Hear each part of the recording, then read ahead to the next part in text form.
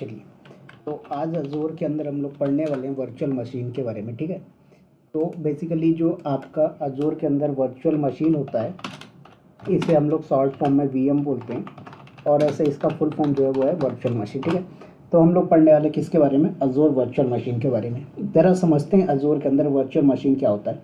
तो देखिए, जो अज़ूर के अंदर वर्चुअल मशीन है वो एक आपकी आईएएस सर्विस है। कौन सी सर्विस है? IaaS service, infrastructure as a service. तो इंफ्रास्ट्रक्चर एज अ सर्विस है आपका कौन सा, अज़ूर वीएम, जो माइक्रोसॉफ्ट क्लाउड के अंदर एक वर्चुअल कंप्यूटर या वर्चुअल सर्वर प्रोवाइड करवाता है। ठीक है, अब इस वीएम के अंदर आप क्या कर सकते हो, अपने विंडोज़ को इंस्टॉल कर सकते हो, लिनक्स को इंस्टॉल कर सकते हो, सॉफ्टवेयर रन कर सकते हैं, वेबसाइट होस्टिंग कर सकते हैं, डेटाबेस इंस्टॉल करना हुआ अगर आपको तो डेटाबेस इंस्टॉल कर सकते हैं आप, एप्लीकेशन डिप्लॉय करना है तो एप्लीकेशन डिप्लॉय कर सकते हैं। उसके बाद अगर आपको कोई प्रोडक्शन का वर्कलोड चलाना है तो ये सारे काम कर सकते हो। दैट मीन्स कि एक सिंपल सी डेफिनेशन मैं बोलूँ अगर आपको कि भाई मेरे को क्या करना है, एक रेंट पे ऐसा कंप्यूटर, ऐसा लैपटॉप या सर्वर लेना है जिसके अंदर मैं क्या कर सकूं, अपनी कोई भी एप्लीकेशन को डाउनलोड करके यूज़ करना है, यूज़ कर लूँ, कोई चीज़ टेस्टिंग करनी टेस्टिंग कर लूँ, डिप्लॉयमेंट करना है डिप्लॉयमेंट कर लूँ। मतलब जो सर्वर से रिलेटेड काम है, अगर उसको करने के लिए आपको एक सर्वर की रिक्वायर्ड है तो आपको कोई फिजिकल सर्वर या कोई फिजिकल हार्डवेयर परचेस करने की ज़रूरत नहीं है। आप क्या करो, सिंपल सा जो है तो क्या करिए, चाहे AWS क्लाउड पे जाओ, अज़ूर क्लाउड पे जाओ, गूगल क्लाउड पे जाओ, आपको एक वर्चुअल सर्वर मिल जाएगा। ठीक है, बट ये जो आपका वर्चुअल सर्वर है इसको अलग अलग टर्म में कॉल किया जाता है। जैसे कि AWS में जाओगे तो AWS में हम इसको क्या कॉल करते हैं, EC2। अज़ूर में आओगे तो इसे हम क्या बोलते हैं, VM बोलते हैं। और GCP गूगल क्लाउड में जाओगे तो इसे हम लोग क्या बोलते हैं, कंप्यूट इंजन बोलते हैं। ठीक है, तो आपके ये टर्मिनोलॉजी मतलब नेमिंग कन्वेंशन इनके चेंज होते हैं, बाकी के कॉन्सेप्ट वही हैं वर्चुअल सर्वर वाले। हाँ, इनके फीचर्स अलग अलग होते हैं, किसी में प्राइसिंग कम होती है, किसी में प्राइसिंग ज़्यादा होता है, किसी में सिक्योरिटी कम मिलता है, किसी में सिक्योरिटी ज़्यादा मिलता है, तो ये सारी चीज़ें आपको मिल जाती है। ठीक है, तो आप क्या करोगे, अज़ूर का एक वर्चुअल मशीन जब क्रिएट करोगे तो इस वर्चुअल मशीन में आप अपनी लिनक्स की ऑपरेटिंग सिस्टम यूज़ कर सकते हो, विंडोज़ यूज़ कर सकते हो, और फिर आपको सॉफ्टवेयर रन करना है, वेबसाइट होस्ट करना है, डेटाबेस इंस्टॉल करना है, कुछ भी करना है, A to Z सारा काम आप कर सकते हो। ठीक है, एक रियल लाइफ एग्जांपल देता हूँ। जैसे ऑन प्रीमाइज में आपके पास क्या होता है, एक फिजिकल सर्वर होता है, वैसे ही अज़ूर में आप क्या करते हो, उसी फिजिकल सर्वर के बदले आप क्या करते हो, वर्चुअल सर्वर ले लेते हो, बस इतना सा। ठीक है, अब बात आती है कि जो अज़ूर VM है, जो वर्चुअल मशीन है, इसकी ज़रूरत आपको क्यों पड़ी, राइट। तो ये समझते हैं। तो देखिए, मान लीजिए अगर आपको क्या करना है, वर्चुअल मशीन नहीं होगा आपके पास तो आप कोई भी ऑपरेटिंग सिस्टम इंस्टॉल नहीं कर पाओगे, कोई कस्टम सॉफ्टवेयर रन करना है वो नहीं कर पाएंगे आप, SSH RDP के थ्रू एक्सेस करना है वो नहीं कर पाएंगे आप, मैनुअल सर्वर कॉन्फ़िगरेशन करना है वो नहीं कर पाएंगे। ठीक है, तो ये सब प्रॉब्लम्स होंगे। तो इसके लिए आपको क्या करना है, आपको एक वर्चुअल सर्वर लेना है जिसके अंदर आप ऑपरेटिंग सिस्टम इंस्टॉल कर पाओ। उसको एक्सेस करने के लिए RDP या SSH का यूज़ करोगे। ठीक है, क्योंकि जो आपका ये वर्चुअल सर्वर है एक्चुअल में किसी लोकेशन पे रखा है और इसको आप रिमोटली एक्सेस करते हो। तो रिमोटली एक्सेस करने के लिए वही, अगर आप विंडो बेस पे यूज़ कर रहे हो तो RDP यूज़ करोगे, लिनक्स बेस पे कर रहे हो तो SSH करोगे, राइट। तो आप RDP और SSH प्रोटोकॉल के थ्रू इसको एक्सेस कर सकते हो। अब बात आती है कि जो आपका अज़ूर वर्चुअल मशीन है, इसको जब आप क्रिएट करते हो तो इसके अंदर कुछ बेसिक कंपोनेंट्स होते हैं जो कि एक नॉर्मल डिप्लॉयमेंट के लिए रिक्वायर्ड होते हैं। जैसे आपका अज़ूर के अंदर सब्सक्रिप्शन का कॉन्सेप्ट आता है। ठीक है, तो सब्सक्रिप्शन होना चाहिए। उसके बाद आपके रिसोर्स ग्रुप का कॉन्सेप्ट आता है, तो रिसोर्स ग्रुप आपके पास होना चाहिए। उसके बाद आप इसके अंदर वर्चुअल मशीन क्रिएट करते हो तो आपको वर्चुअल मशीन बनाएंगे। फिर यहाँ पर आप रीज़न चूज़ करते हो कि किस रीज़न में आपको अपने वर्चुअल मशीन को VM को लॉन्च करना है। उसके बाद यहाँ पर अवेलेबिलिटी ऑप्शन आता है। तो इस अवेलेबिलिटी ऑप्शन के अंदर आप ये चूज़ करते हो कि इसको सिंगल अवेलेबिलिटी जोन पे डिप्लॉय करना है या मल्टी अवेलेबिलिटी जोन में डिप्लॉयमेंट करना है। फिर उसके बाद यहाँ पर इमेज का ऑप्शन आता है कि आपको कौन सी इमेज लेके चलना है, राइट। जैसे आपको विंडोज़ लेना है, लिनक्स लेना है, या फिर कोई और अदर लेना, तो इमेज आप चूज़ करते हो। फिर इमेज का साइज़, जैसे आप AWS क्लाउड में वहाँ पर T2.micro T3.micro लेते थे, ऐसे ही अज़ूर के पास भी डिफरेंट डिफरेंट साइज़ के क्या है आपके पास वर्चुअल मशीन्स अवेलेबल है। उसके बाद ऑपरेटिंग सिस्टम का डिस्क यहाँ पर आप चूज़ करते हो। ठीक है, OS डिस्क जिसे आप लोग बोलते हो। तो इस OS डिस्क के अंदर क्या होता है कि भाई आपका जो स्टोरेज है वो कौन सा होगा। फिर यहाँ पर आपके पास VNet आता है जिसे हम लोग क्या बोलते हैं, वर्चुअल नेटवर्क बोलते हैं। जैसे AWS क्लाउड में VPC होता था, वैसे यहाँ पर क्या होता है, VNet होता है, वर्चुअल नेटवर्क। फिर VNet के अंदर आपका सबनेट का कॉन्सेप्ट आता है, वही सबनेटिंग आपके जो CIDR रेंज है उसको डिवाइड करते हो। उसके बाद यहाँ पर आपके पास NIC नेटवर्क इंटरफेस कार्ड आता है। उसके बाद आपके पास यहाँ पर पब्लिक IP का ऑप्शन आता है कि आप पब्लिक IP यूज़ करना चाहते हो। उसके बाद आपके पास NSG आता है, नेटवर्क सिक्योरिटी ग्रुप। उसके बाद आपके पास यहाँ पर आइडेंटिटी आता है, ठीक है। उसके बाद यहाँ पर आपका मॉनिटरिंग का फीचर है। ये सारी चीज़ें अभी आपको दिखा के एक्सप्लेन भी करूँगा। फिर उसके बाद यहाँ पर आपके पास बैकअप का ऑप्शन आता है कि आपको बैकअप रखना है या नहीं रखना, जो भी XYZ है सारे ऑप्शन यहाँ पर आपको देखने को मिल जाएंगे। उसके बाद यहाँ पर एक्सटेंशंस आते हैं आपके पास। उसके बाद नेक्स्ट आप आएंगे यहाँ पर, तो आपके पास बूट डायग्नोस्टिक का ऑप्शन आएगा। उसके बाद आएंगे आप यहाँ पर, तो आपको SSH की या फिर पासवर्ड का ऑप्शन आएगा, ठीक है। ये जो आपका ऑथेंटिकेशन मेथड होता है कि आप इसको एक्सेस कर रहे हो तो कैसे करोगे, ठीक है। तो आप SSH की के थ्रू करना चाहते हो या पासवर्ड के थ्रू करना चाहते हो, ये सारे ऑप्शंस आप यहाँ पर डिफाइन कर सकते हो, ठीक है। चलिए, तो आप जब यहाँ पर क्रिएट करते हो तो आपके पास बेसिक्स, डिस्क, नेटवर्किंग, मैनेजमेंट, ये सब ऑप्शन मिलेंगे। तो आते हैं, सबसे पहले हम क्या करते हैं, हमारे अजोर अकाउंट को लॉगिन कर लेते हैं। तो यहाँ पर मैं डालूंगा पोर्टल azure.com, तो ये मेरा अजोर का पोर्टल लॉगिन हो जाएगा।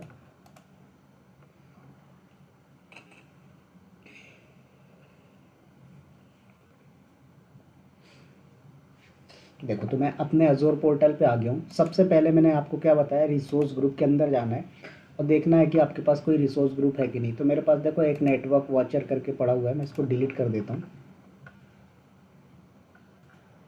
उसके अलावा मेरे पास कोई रिसोर्स ग्रुप नहीं है, ये मैंने क्रिएट किया होगा रात में तो रह गया होगा, राइट। चलो, तो यहाँ पर अगर मैं बात करता हूँ तो मेरे पास सिर्फ एक रिसोर्स ग्रुप था जो कि डिफ़ॉल्ट था, किस नाम से, नेटवर्क वॉचर के नाम से। इसके अलावा कोई रिसोर्स ग्रुप नहीं है। तो मैंने क्या बोला कि आपके पास दो तरीका होता है। पहला तरीका क्या है कि आप एक रिसोर्स ग्रुप क्रिएट कर लीजिए और उस रिसोर्स ग्रुप के अंदर जाके अपने रिसोर्सेज क्रिएट करना स्टार्ट कर दीजिए। दूसरा ऑप्शन, आपके पास अगर कोई रिसोर्स ग्रुप नहीं है और आप अपने रिसोर्स को क्रिएट कर रहे हो, जैसे आप वर्चुअल मशीन क्रिएट कर रहे हो, VNet क्रिएट कर रहे हो, तो ये आपसे पूछता है उस टाइम पे कि आप किस रिसोर्स ग्रुप पे क्रिएट करना चाहते हो। क्या डिफ़ॉल्ट रिसोर्स ग्रुप है आपके पास, उस पर क्रिएट करना चाहते हैं, या फिर आपसे बोलता है कि आप कोई नया रिसोर्स ग्रुप बनाना चाहते हो, तो वो चूज़ कर सकते हो। तो जैसे यहाँ पर मैं आपको दिखाता हूँ, तो ये हमारा डिलीट हो गया, बोल रहा है no resources match your filter, मतलब आपके पास कोई भी रिसोर्स ग्रुप नहीं है, राइट। देखो यहाँ से रिफ्रेश करके देखोगे आप, ये भी गायब हो जाएगा, वेट करें। बस ये अजूर का थोड़ा सा एक प्रॉब्लम है कि ये आपका स्लो होता है, ठीक है। एक सेकेंड रुकिए। चलिए, तो यहाँ पर देखो, तो आपका रिसोर्स ग्रुप डिलीट हो गया, आपके पास कोई भी रिसोर्स ग्रुप नहीं है। तो देखो, मैंने कल आपको बताया था रिसोर्स ग्रुप क्रिएट करके उसके अंदर आप वर्चुअल मशीन क्रिएट कर रहे थे, VM। आज मैं क्या करता हूँ, ये वर्चुअल मशीन डायरेक्ट क्रिएट करता हूँ। तो देखो, बोल रहा है कि आपके पास यहाँ पर कोई भी वर्चुअल मशीन नहीं है, आप क्रिएट करना चाहते हो तो ऊपर ये लेफ्ट कॉर्नर पे क्रिएट का ऑप्शन है, यहाँ से क्रिएट कर सकते हो, या फिर यहाँ पर ऑप्शन आ रहा है, यहाँ से क्रिएट कर सकते हो, ठीक है। तो ये अभी हम वर्चुअल मशीन की बात कर रहे हैं, वर्चुअल मशीन स्केल सेट के बारे में आगे बात करेंगे, ठीक है। तो हमें क्या क्रिएट करना है, वर्चुअल मशीन। तो क्लिक करिए आप इस पर,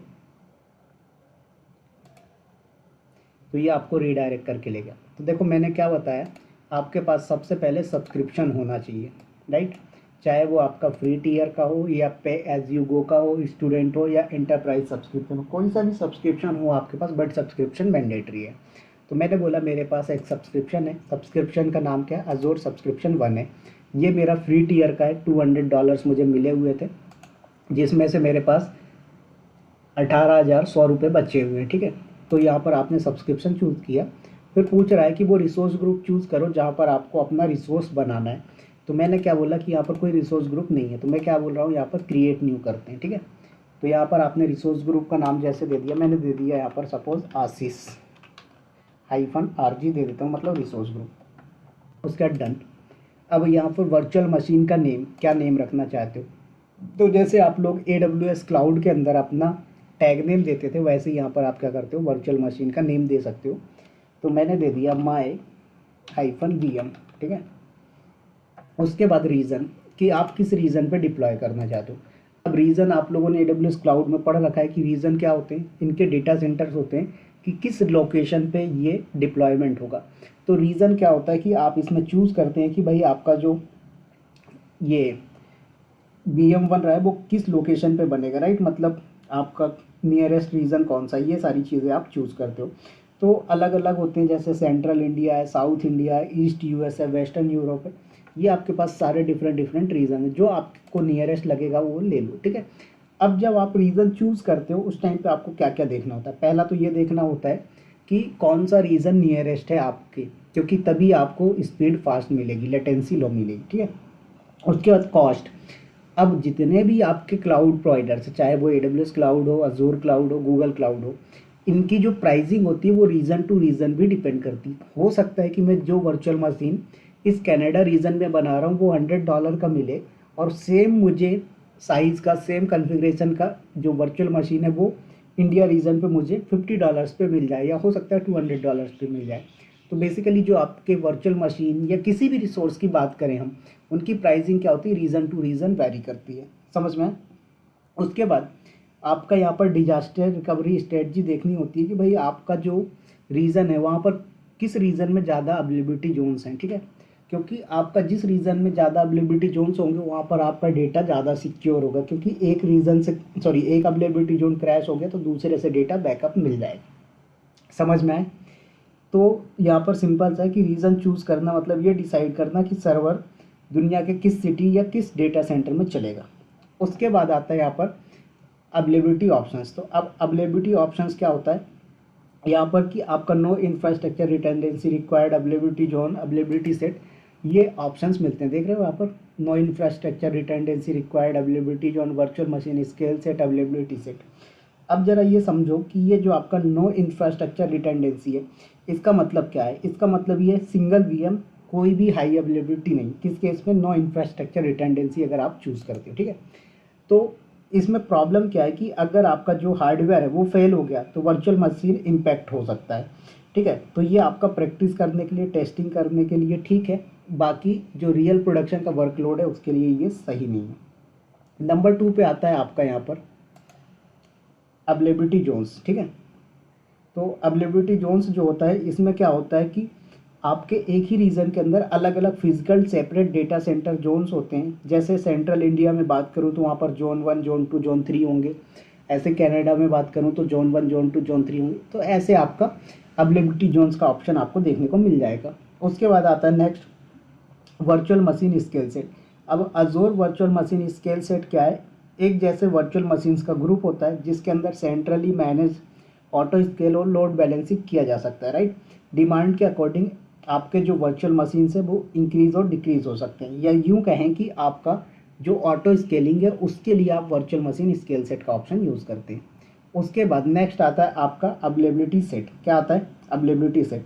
अब ये अवेलेबिलिटी सेट जो है ये एक लॉजिकल ग्रुपिंग होती है जो रिलेटेड वर्चुअल मशीन को अलग अलग फॉल्ट या अपडेट डोमेन में डिस्ट्रीब्यूट करती है, जिससे कि एक ही मेंटेनेंस या हार्डवेयर इशू से सब वर्चुअल मशीन एक साथ डाउन ना हो, राइट।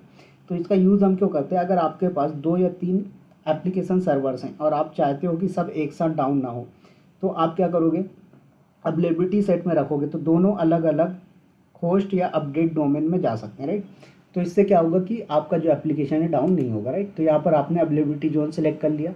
अब यहाँ पर बोल रहा है नेक्स्ट कि आपका जो सेल्फ वाला है, ठीक है, क्या है, सेल्फ। तो इसके अंदर क्या बोलता है ये आपका, कहाँ गया, कि अगर आपको अवेलेबिलिटी जोन्स लेने हैं तो अप टू 3 लेने हैं तो आप सेल्फ सेलेक्टेड जोन ले लो, या फिर अजोर सेलेक्टेड जोन लेना है तो ये क्या करता है, अजोर असाइन कर देता है जो बेस्ट जोन होते हैं आपकी रिक्वायरमेंट के हिसाब से, ठीक है।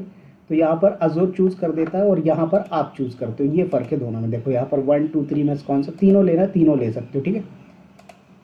ये तो अभी मैंने यहाँ पर सिंगल ही छोड़ दिया। फिर उसके बाद आता है नेक्स्ट आपका सिक्योरिटी का टाइप। क्या आता है, सिक्योरिटी का टाइप। अब हाँ बोलिए, अब यहाँ पर जो, बोलिए क्या बोल रहे हो।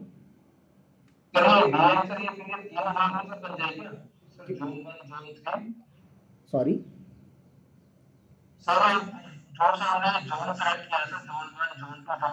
जी,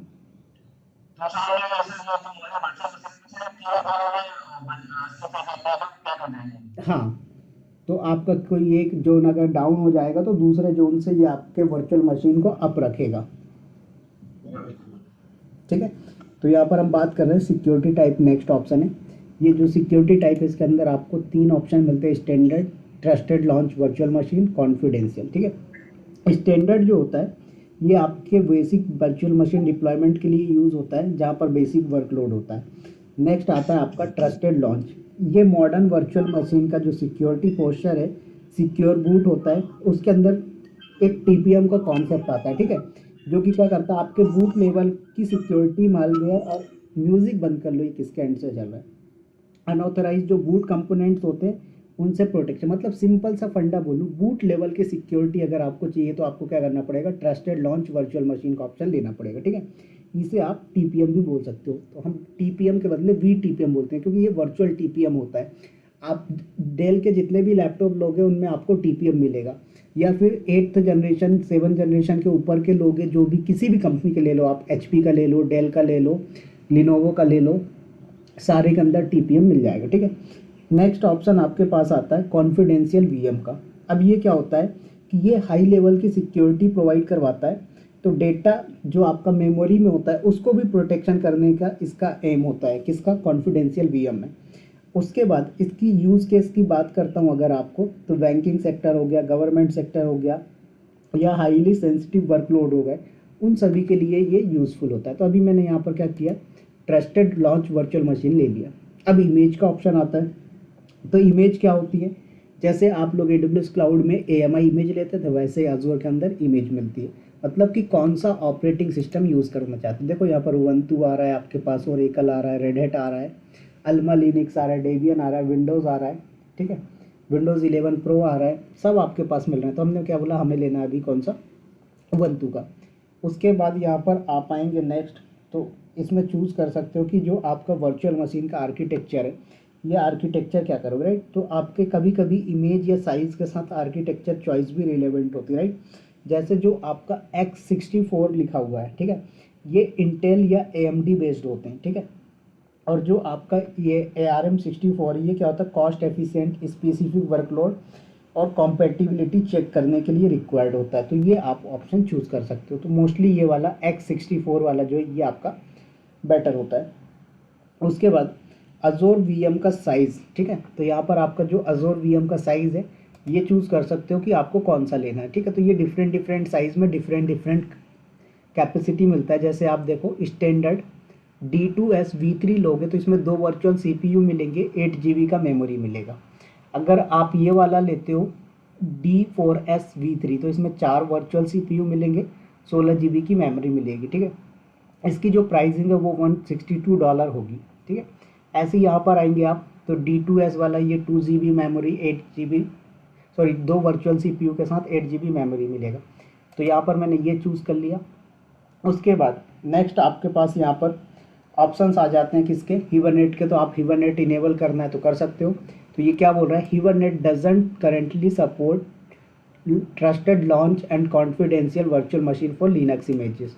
तो आपका जो हिबरनेट का फीचर है वो इस ट्रस्टेड लॉन्च वर्चुअल मशीन और कॉन्फिडेंशियल वर्चुअल मशीन को सपोर्ट नहीं करता, दैट मीन्स स्टैंडर्ड वाले में सपोर्ट करेगा, ठीक है। तो यहाँ पर आप चूज़ कर सकते हो। उसके बाद आता है एडमिनिस्ट्रेटर अकाउंट, कि आप जो आपकी वर्चुअल मशीन बना रहे हो उस वर्चुअल मशीन को एक्सेस करने के लिए आप अथेंटिकेशन जो मेथड है वो कौन सा यूज़ करोगे, कि आप SSH की यूज़ करोगे या पासवर्ड यूज़ करोगे, राइट।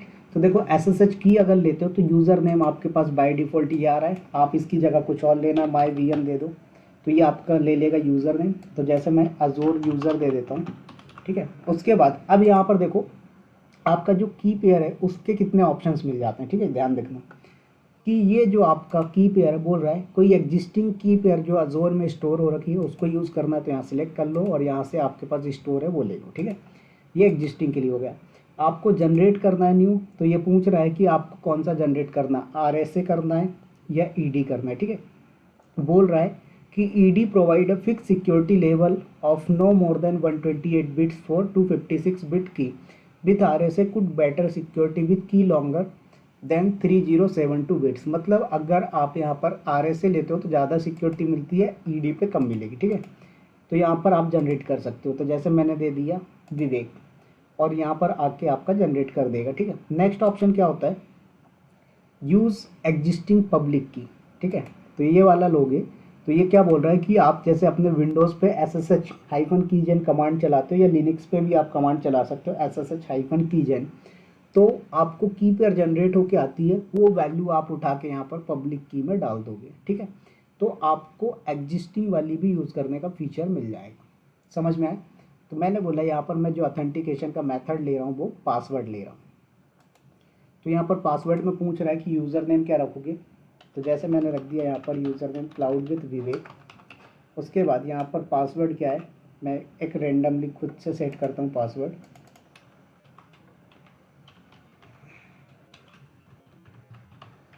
चलिए,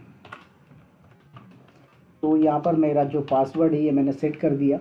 अब पूछ रहा है कि आपका इनबाउंड पोर्ट सिक्योरिटी, मतलब जो आपका पोर्ट नंबर है वो कौन कौन सा ओपन रखते हो, SSH, RDP, HTTP, HTTPS। तो यहाँ पर बेसिकली आपको 3 ऑप्शन मिल रहे हैं, और एडवांस में करने तो आपको क्या करने पड़ेंगे, इसके नेटवर्क सिक्योरिटी ग्रुप के अंदर जाके करना पड़ेगा, ठीक है। तो हमने बोला नो प्रॉब्लम, अभी हमारे पास इतने आ रहे हैं, हमने इस पर कर दिया।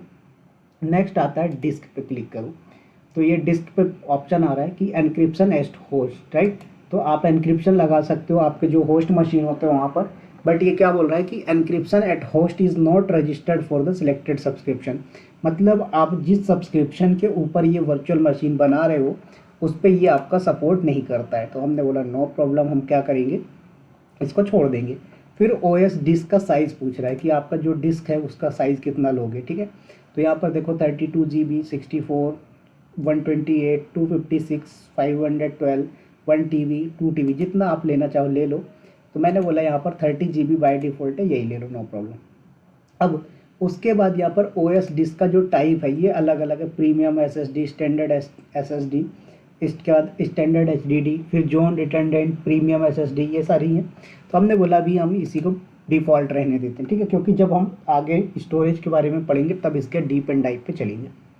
फिर बोल रहा है डिलीट विथ VM। तो अगर आप इस ऑप्शन को ये टिक करके रखते हो तो आपका अगर वर्चुअल मशीन डिलीट होगा तो ये स्टोरेज डिस्क भी डिलीट हो जाएगी, ठीक है। अगर आपने इसको अनटिक कर दिया तो आपका सिर्फ वर्चुअल मशीन डिलीट होगा, जब आप वर्चुअल मशीन डिलीट करोगे आपका डिस्क डिलीट नहीं होगा, डेटा सेफ रहेगा। फिर की मैनेज पूछ रहा है कि जो आपका की मैनेज्ड है उसमें क्या है आपका, यहाँ पर प्लेटफॉर्म मैनेज्ड है या कस्टमर। तो ये बोल रहा है कि भाई ये कस्टमर मैनेज्ड वाला आपके इस सब्सक्रिप्शन पे वर्क नहीं करेगा, अवेलेबल नहीं है। तो हमने बोला कि यहाँ पर नो प्रॉब्लम, दूसरा कोई ऑप्शन ले लेते हैं, ठीक है। तो यहाँ पर जो डिफ़ॉल्ट है वो रहने दो। फिर उसके बाद यहाँ पर अल्ट्रा डिस्क कॉम्पेटिबिलिटी इनेबल करना है तो आपको और फास्ट परफॉर्मेंस के साथ मिल जाएगा, तो आप ये यूज़ कर सकते हो, राइट। उसके बाद नेक्स्ट आएंगे थोड़ा सा आप इसके नीचे, तो यहाँ पर पूछ रहा है कि आप जो है तो यहाँ पर डेटा डिस्क यूज़ करना चाहते हो अपने वर्चुअल मशीन के लिए, तो आप क्रिएट और अटैच कर सकते हो न्यू डेटा डिस्क, या फिर एग्जिस्टिंग है वो भी यूज़ कर सकते हो। हमने बोला नो प्रॉब्लम, अभी हमें यहाँ पर कुछ नहीं लेना। फिर उसके बाद यहाँ पर बोल रहा है और एडवांस ऑप्शन में यूज़ मैनेज डिस्क, या फिर आपके पास ईफिमरल OS डिस्क है तो आप ये ले सकते हो। बट यही है कि आपके जो सिलेक्टेड इंस्टांस है उन पे ये सपोर्ट नहीं करता है, तो ये ज़रूरी नहीं है कि सारे फीचर्स सारे इंस्टांस के मतलब वर्चुअल मशीन के साइज़ पे सपोर्ट करें, ठीक है। तो हमने यहाँ से किया नेक्स्ट। नेक्स्ट आता है आपका नेटवर्किंग।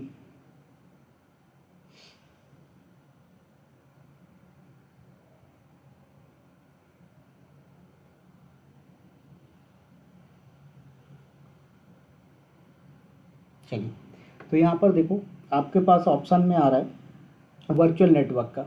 तो वर्चुअल नेटवर्क क्या होता है, राइट। तो ये अजोर का प्राइवेट नेटवर्क होता है जो वर्चुअल नेटवर्क है।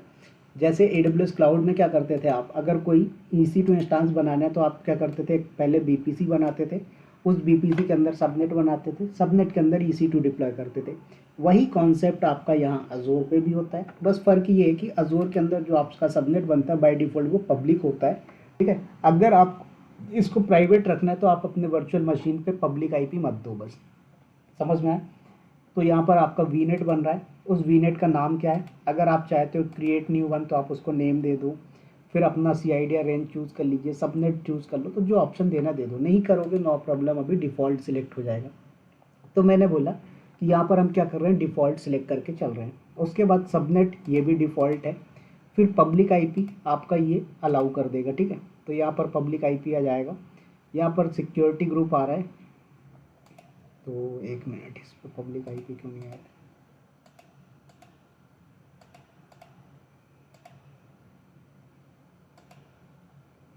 चलो, तो यहाँ पर पब्लिक आईपी नहीं आ रहा था तो मैं दे देता हूँ।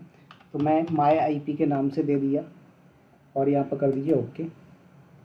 तो आपके जो वर्चुअल मशीन है इस पर पब्लिक आईपी आ जाएगी, ठीक है। उसके बाद पूछ रहा है यहाँ पर कि जो इनबाउंड सिक्योरिटी है इस पर क्या क्या अलाउ करना चाहते हो। देखो आरडीपी भी ऑप्शन आ रहा है, तो आप जो करना है कर लो।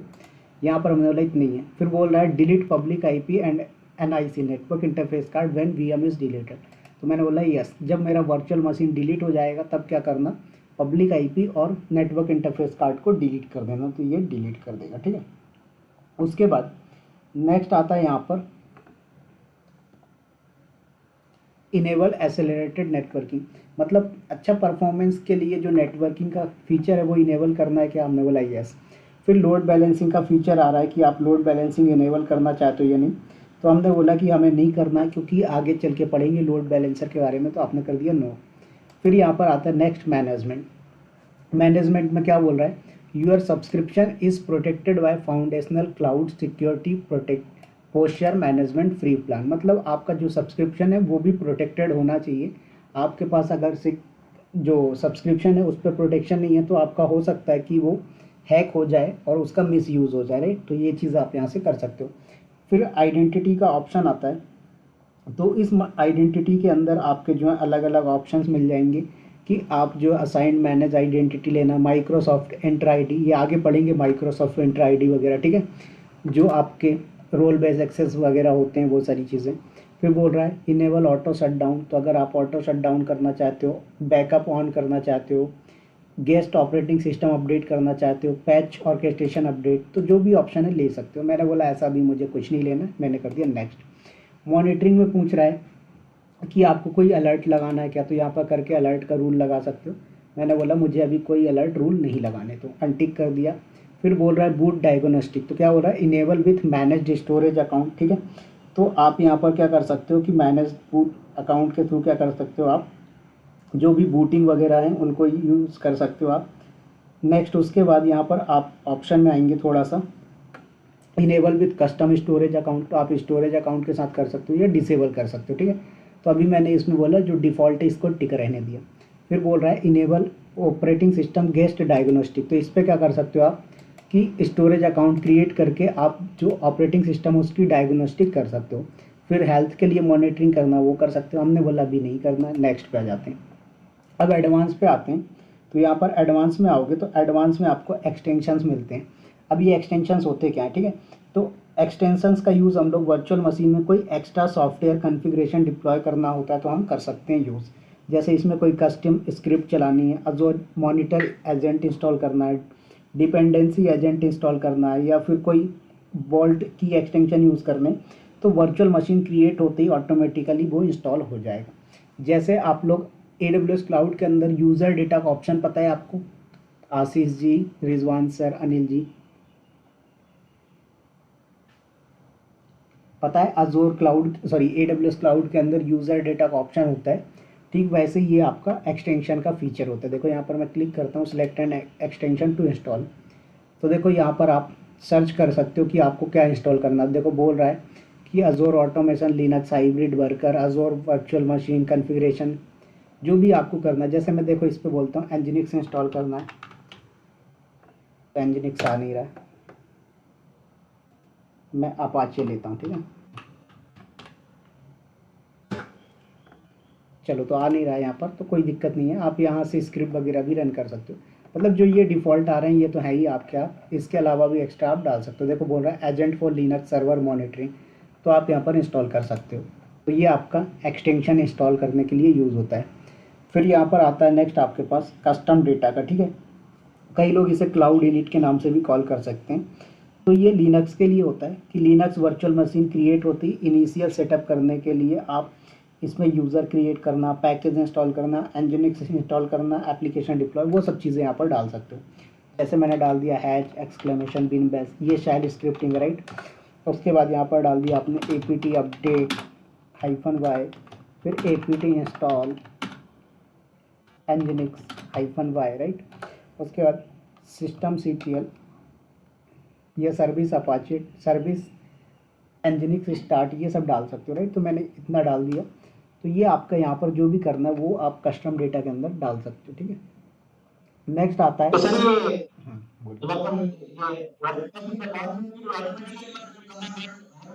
हाँ समझ में।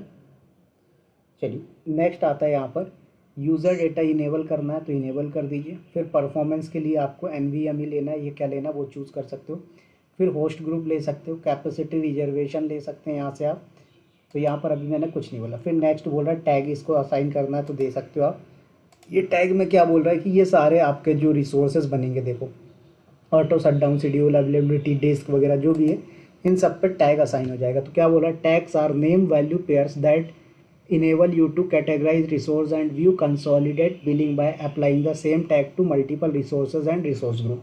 तो बोल रहा है कि अगर आपको सारे रिसोर्सेज की बिलिंग एक ही फिल्टर के साथ देखना है तो आप टैग नेम असाइन कर सकते हो। मैंने बोला भी नहीं करना। नेक्स्ट रिव्यू एंड क्रिएट पे क्लिक करो तो यहाँ पर आपको रिव्यू में दिखाएगा सारी चीज़ें कि क्या क्या क्रिएट होने वाली हैं राइट। सो वेट करें।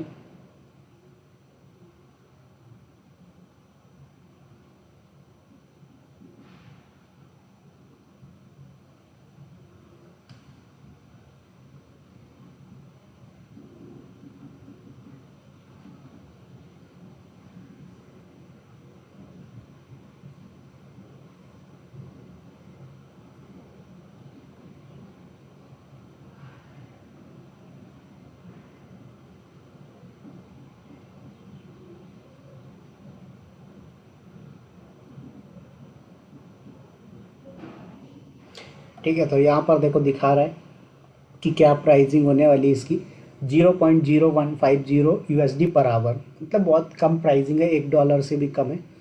आप उसके बाद यहाँ पर जो फ़ोन नंबर वगैरह ये पूछ रहा है, दे सकते हो, नहीं देना कोई दिक्कत नहीं, क्योंकि ऑलरेडी जब अकाउंट क्रिएट करते हो तो आ जाता है। यहाँ पर सारे फीचर्स दिखा देता है कि प्रीव्यू में क्या क्या चीज़ें होने वाली है।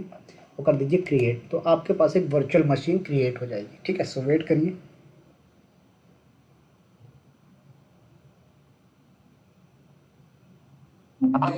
जी बोलिए।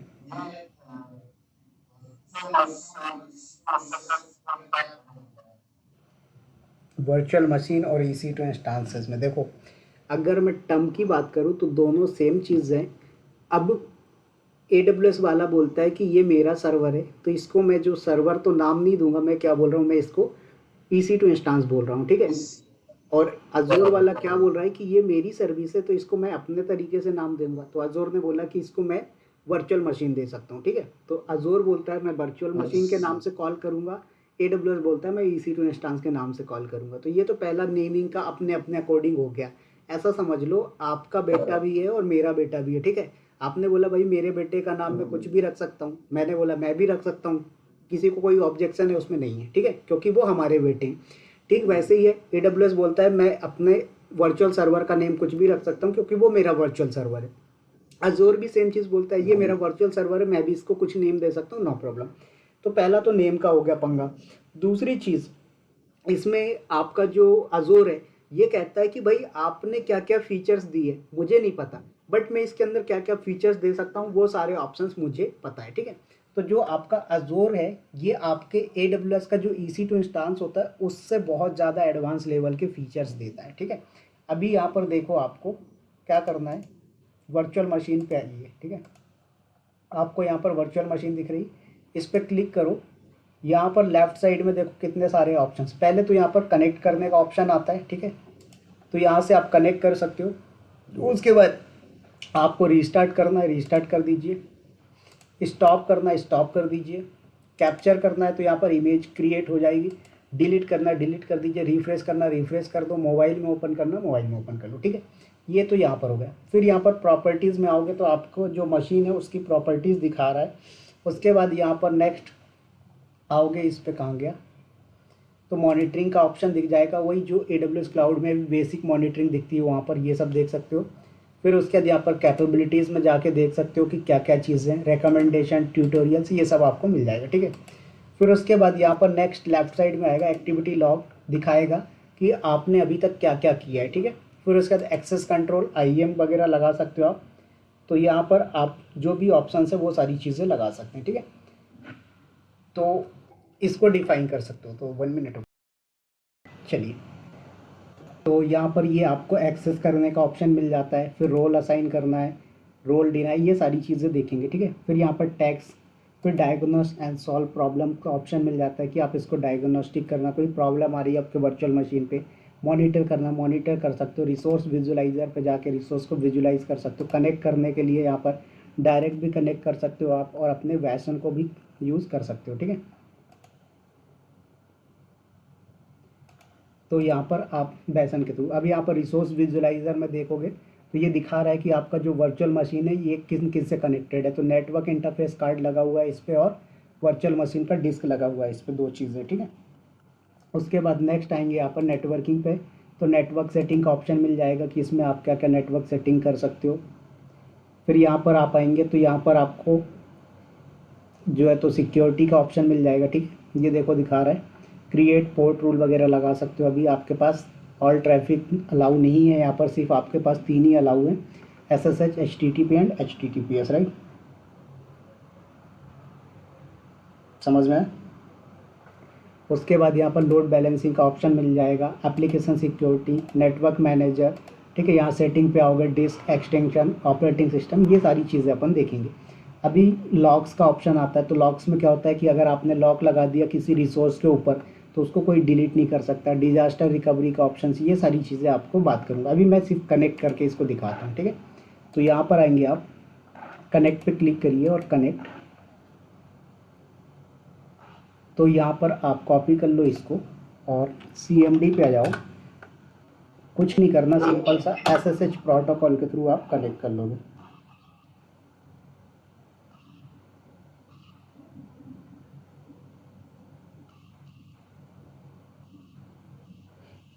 पूछ रहा है कि फिंगरप्रिंट जनरेट होगा, यस और नो। मैंने बोला यस। पासवर्ड पूछ रहा है, मैंने पासवर्ड दे दिया। तो कर देते हैं डन।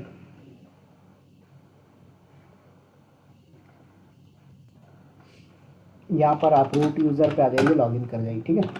अब एक सबसे इम्पोर्टेंट चीज़ आपको बताता हूँ अज़ूर क्लाउड के अंदर। देखो, आपकी ये जो कमांड होती है इनिट स्पेस 0, किस लिए यूज़ होती है, कोई बता सकता है?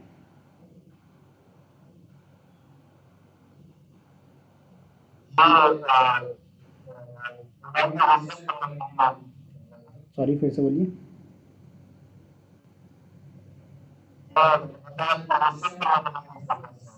नहीं, आपकी जो मशीन होती है, जो लिनक्स की मशीन होती है, उसको शट डाउन करना हो तो आप इनिट स्पेस 0 कर सकते हो, ठीक है। मैंने कर दिया डन। देखो, आपकी वर्चुअल मशीन बंद हो गई। अब यहाँ पर आओगे आप, और कहोगे आपका ये ओवरव्यू पे देखो, ठीक है। तो अभी यहाँ पर रीस्टार्ट और स्टॉप का ऑप्शन आ रहा है क्या, नहीं आ रहा, ठीक है। वेट करो, अभी आप देखो, दिखाता हूँ इसका एक।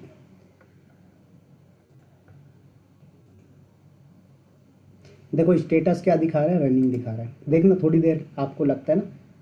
अब यहाँ पर स्टॉप्ड आ गया, क्या आ गया, स्टॉप्ड आ गया है। अब इसी वर्चुअल मशीन को मैं यहाँ से क्या करता हूँ सर, स्टार्ट करता हूँ। क्या करता हूँ, स्टार्ट, ठीक है। अभी देखना ध्यान से एक चीज़, अभी मैंने क्या किया था, इसको SSH के थ्रू कनेक्ट करके और फिर बंद किया था, ठीक है।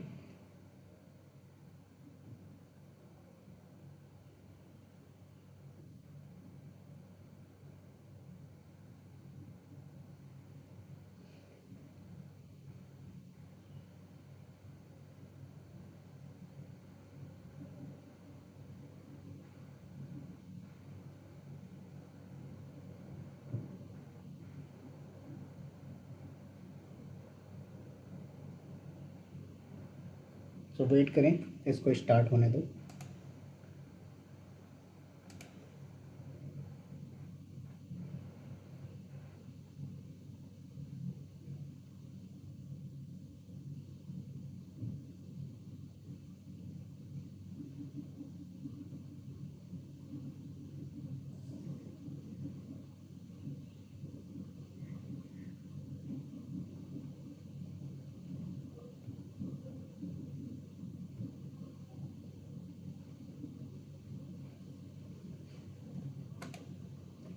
देखो रनिंग आ गया।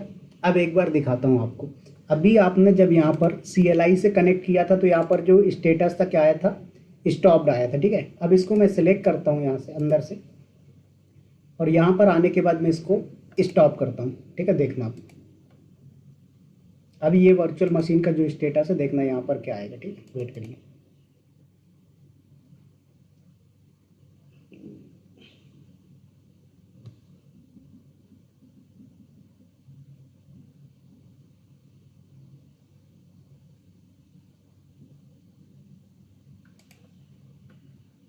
देखो अब स्टॉप्ड प्लस डी एलोकेटेड लिखा आ गया।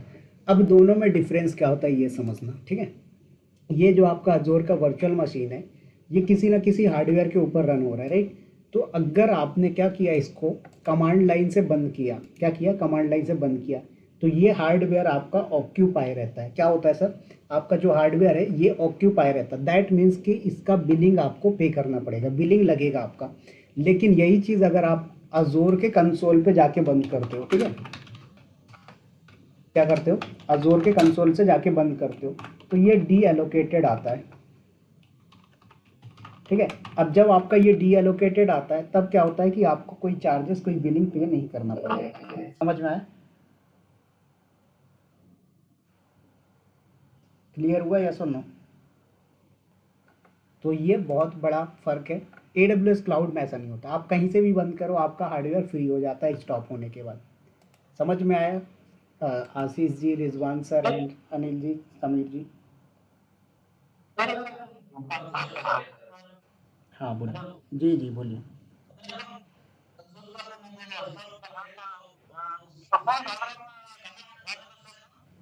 बैकग्राउंड में कमांड क्यों रन होगा भाई, आपने इसको बंद किया तो बैकग्राउंड से हार्डवेयर फ्री हो जाएगा। और अगर आपने कमांड लाइन से बंद किया तो आपका हार्डवेयर बैकएंड में रिजर्व रहेगा।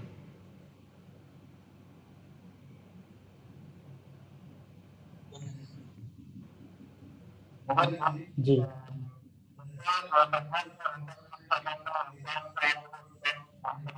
जी जी, करेक्ट, बिल्कुल।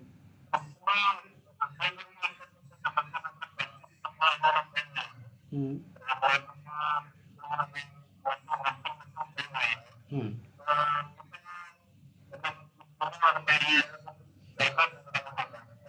बिल्कुल।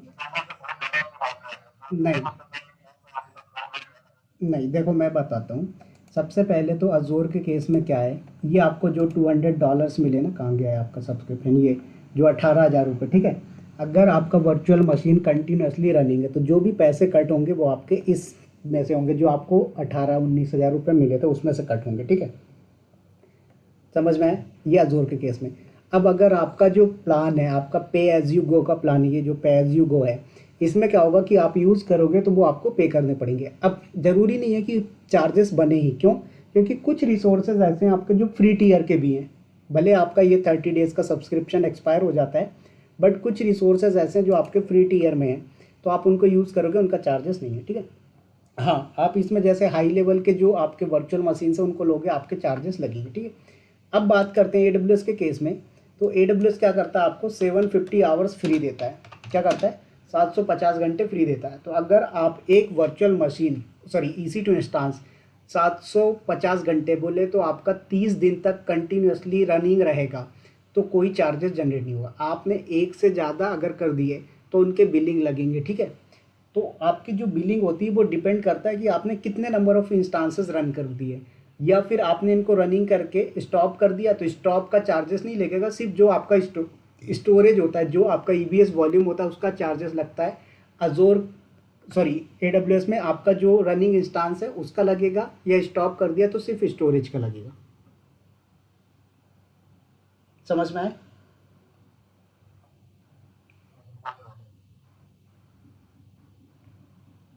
तो ये आपका था